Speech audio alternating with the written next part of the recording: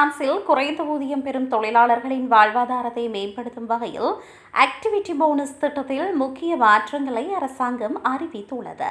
எதிர்வரும் ஏப்ரல் 1ஆம் தேதி முதல் அமுலுக்கு வரும் இந்த சீர்திருத்தத்தின் மூலம் தற்போது இத்தொகையை பெறுபவர்களுக்கு கூடுதல் பணம் கிடைப்பதுடன் புதிதாக பல லட்சம் பேர் இந்த திட்டத்தின் கீழ் இணையவும் வாய்ப்பு ஏற்பட்டுள்ளது. இந்த புதிய அறிவிப்பிற்கமைய தற்போது இந்த சலுகையை பெறும் 45 லட்சம் குடும்பங்களில் சுமார் 30 லட்சம் குடும்பங்கள் நேரடி பலனை பெறுவார்கள். உழைப்பவர்களுக்கு வழங்கப்படும் வலுவான அங்கீகாரம் இது என்று தொழிலாளர் நலத்துறை அமைச்சர் தெரிவித்துள்ளார். இதன் மூலம் தகுதியுள்ள தொழிலாளர்களுக்கு சராசரியாக மாதம் 50 யூரோக்கள் வரை கூடுதல் வருமானம் கிடைக்கும் என எதிர்பார்க்கப்படுகிறது.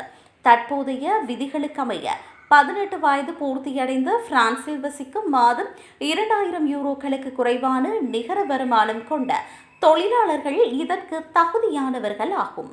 ஏப்ரல் மாதம் முதல் இந்த போனஸின் அதிகபட்ச தொகை 184 யூரோக்களில் இருந்து 239 யூரோக்களால் உயர்த்தப்படுகிறது. தகுதியுள்ளவர்களுக்கு மாதம் 55 யூரோக்கள் வரை கூடுதல் தொகை கிடைக்கும்.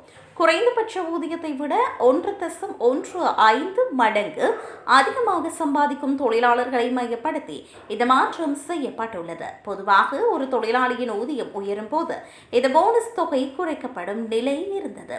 ஆனால் இனி அந்த சிக்கல் இருக்காது என்பதால் நடுத்தர வருமானம் கொண்டவர்களும் இனி இந்த திட்டத்தின் மூலம் பலன் பெற முடியும். உதாரணமாக, இதுவரை எந்த பலனும் பெறாது மாதம் 2032 யூரோக்கள் சம்பாதிக்கும் ஒரு தனி நபர் ஏப்ரல் மாதம் முதல் மாதம் 56 யூரோக்களை போனஸாக பெற முடியும்.